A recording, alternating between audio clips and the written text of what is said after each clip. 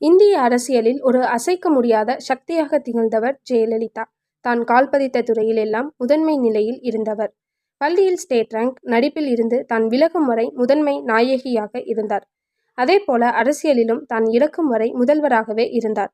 ஜெயலலிதாவை அனைவரும் ஒரு இரும்பு பெண்மணி என கூறுவார்கள். அதற்கான ஒரு எடுத்துக்காட்டாக செவி வழி செய்தியாக கேட்டறியப்பட்ட அந்த சம்பவம் இது.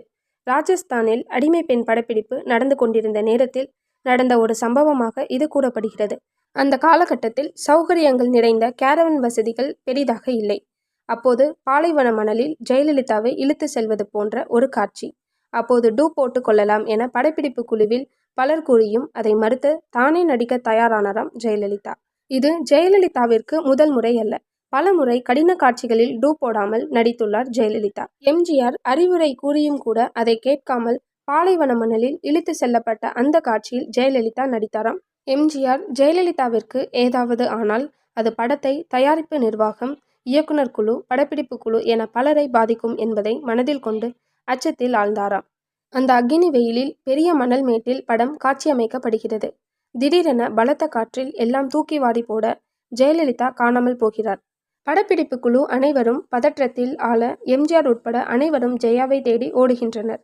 அப்போது ஒரு மணல் மேட்டில் ஜெயாவின் சேலை தெரிய அவரை காப்பாற்றி மருத்துவமனைக்கு அழைத்து செல்கின்றனர்.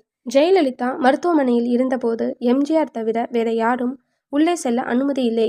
உன்மேல் கொண்ட பாசத்தால் தானே அனைவரும் உன்னை காண வெளியே காத்திருக்கின்றனர் என எம்ஜிஆர் ஜெயாவிடம் கேட்டிருக்கிறார்.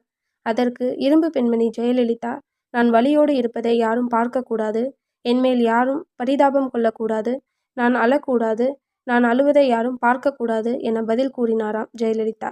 எம்ஜிஆர் ஏதும் பேசாமல் நகர்ந்து விட்டார். 10 நாட்கள் கழித்து மீண்டும் படப்பிடிப்பு நடக்கிறது.